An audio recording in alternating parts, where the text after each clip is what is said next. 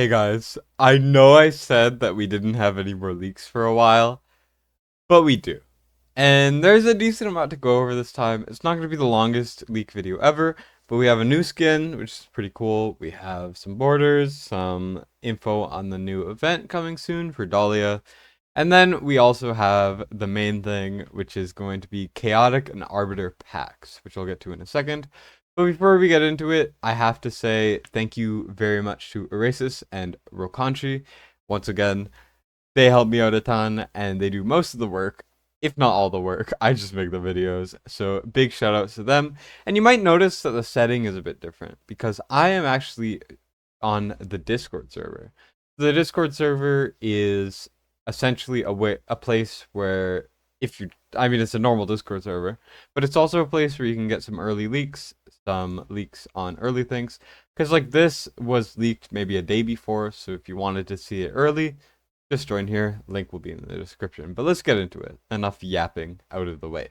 So first of all, we have a Lunaria skin. So the Lunaria skin is from the Gold Dragon Pass, so it will be the second, I think, paid epic skin, the other one being Theowin. This one is just going to be in the Gold Dragon Pass, similar to like the Hatset skin. And it's a pretty good skin. It's called Nether Psyche, and this is the animations. She looks pretty cool. She reminds me of Madame Ceres from Raid Shadow Legends. And I would rate it very highly as a skin. I think it looks really sick.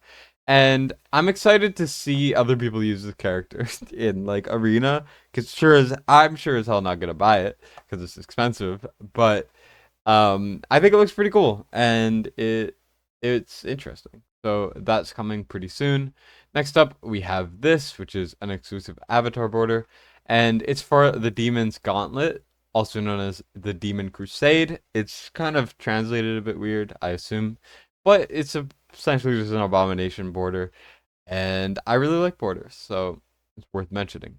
Moving on though to the main thing is these. So we have Chaotic Arbiter, Chaotic and Arbiter for some reason, Fighter and Marksman packs. They're called Pact, I think Pacts, packs.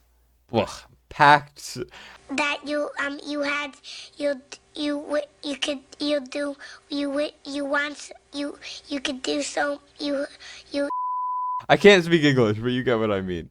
And we have all the contents for them. So first of all, we have it should say chaotic here, but we have the chaotic here. You get one of the following legendaries, which is between Gon and Valderon, so two potential lords, which is pretty cool. And you could get Claw, who's really good, Ardea, who might be the best fighter in the game, Carnelian, who is the best Guild v Guild healer by far and is underrated. We have Cerberus, who is amazing for a lot of content. Desomi, who is also really underrated, very, very good. Durza, we got Giselle, who's mediocre as hell. Cade gets a lot more use recently, and Luguru is amazing. Sargak might be one of the best chaotics in the game. Uridan really good for Guild v Guild affiliation and Conqueror. And then Valeria is pretty solid. So this I would rate for maybe a 1 to 5 in terms of quality, is between a 4 or a 5 for me. This is very, very worth it. And if the price is about 5,000 like it was before, that would be like a 5 out of 5 must buy if you're a spender. Otherwise, if it's closer to 70, or I mean 7,000 W gold, then it's a bit more of a toss up, but I do think it is still worth it. Because getting a legendary from Ancients is pretty expensive because each Ancient is worth about $5. And they're very, very expensive. So, yeah. Moving on, though, we have the Arbiter one, which you can get Praetus, Alistair, Constance, Eunomia, Pelagios, Stalin, or Valkyra.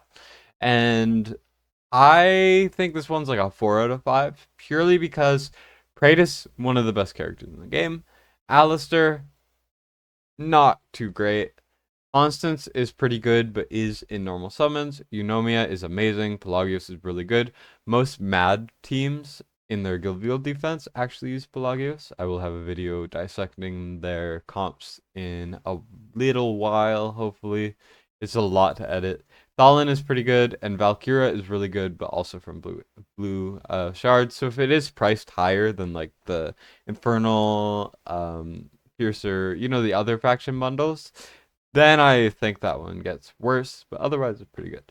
Moving on, we got the collective one, which is Arbiter and Chaotic, and this one is a 5 out of 5 must buy. It's purely just a merge of these top two ones, so that's how you know it's good.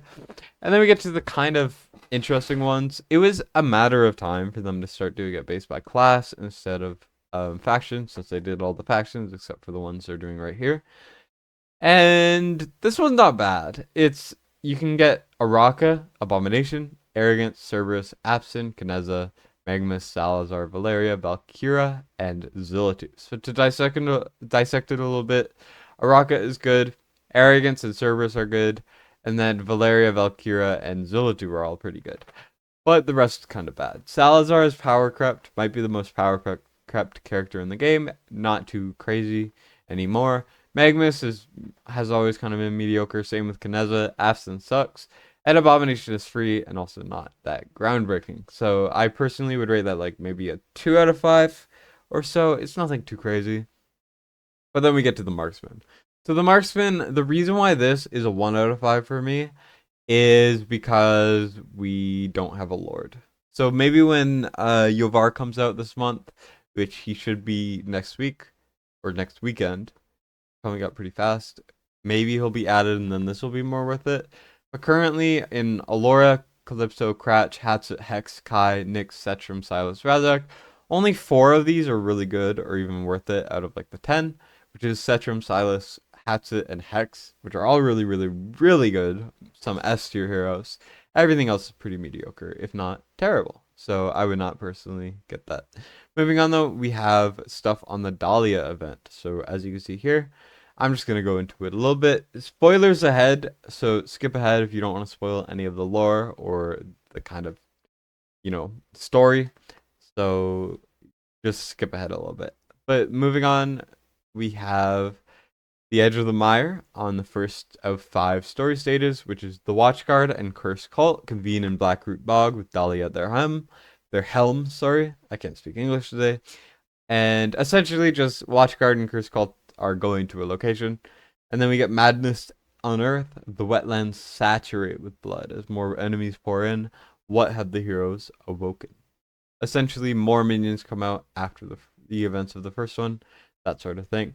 3 is Into the Mist, pulled forth by Arcane Whispers. The commander, which is you, alone trails Dalia deeper into the bog. So essentially, everyone gets broken apart except you and Dalia, who go in. Mysteries intertwined, intrigued by the secrets Dalia conceals. First and foremost, you need to ensure your survival. So essentially, some sort of mystery arises, and then the lost souls standing before the gigantic defender of Blackroot Bog. Dalia unveiled her true intent. I swear I can speak English normally. It's not a good day for speaking English for me today, so bear with me here. But basically, she has ulterior motives. And then Thanatos is the name of the dragon, who we will get to in a second. And the challenge mode is described as the sky blackened and the air festered, a terrific roar tore the heavens asunder, heralding the descent of Thanatos, whose mighty wings blocked out the sun. The earth fissured under his massive weight, and toxic acid dripped from his jaws, seeping deep into the newly formed crevices and scorching the earth below. Basically, big dragon come, big dragon bad. That's all you gotta know. Buff skills though, he is immune to all CC effects except slow. His basic, it should be basic, but it says auto, deals damage to a random hero on the field and inflicts continuous damage. Basically going to probably look like poison, but just do continuous damage on the target for 5 seconds. Interesting stuff there. Then, upon entering the battlefield, opens a gate that periodically summons corrupted minions to launch attacks. Those corrupted minions, they increase HP, attack, defense, and magic resistance for the boss. This effect will end after being inflicted with continuous damage. Then we have Corrosive Breath, releases Corrosive Breath periodically, dealing high magic damage to all heroes one time, so it is an AoE to everyone on the screen. And then Forsaken Affliction, immune to all enemy damage, but shares his HP with his corrupted minions.